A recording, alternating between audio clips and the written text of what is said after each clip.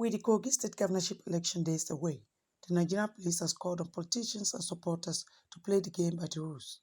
The Kogi State Deputy Police Commissioner Gbenga Sadiku, who made the call during a security workshop for police officers in Lokoja, said 8 personnel will be deployed to man each polling unit.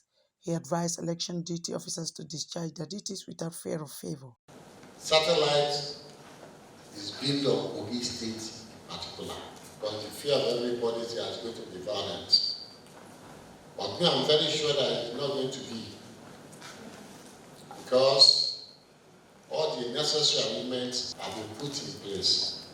The Inspector General of Police have ordered massive deployment of policemen to the state, as many as 35,000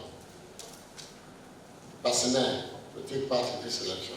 God's grace, we are going to live above board.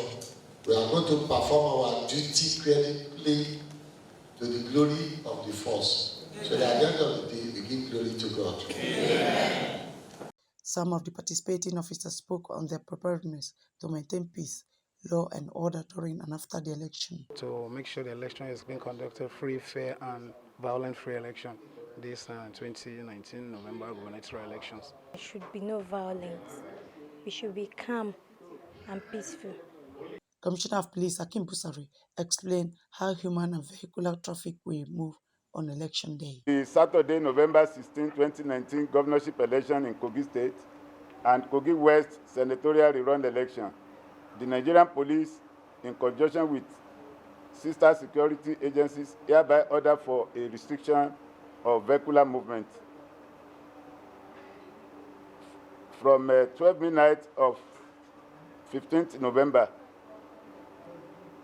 2019 to 6 p.m. of Saturday, 16 November 2019. All entries and exits of Kogi State borders will be shut down accordingly. Members of the public are advised to adhere strictly with the order, as anyone that contravenes the order will be dealt with according to the extant laws. The police promised to ensure polling across the state is violence-free. Avoy Unwogu, AIT News, Lokoja.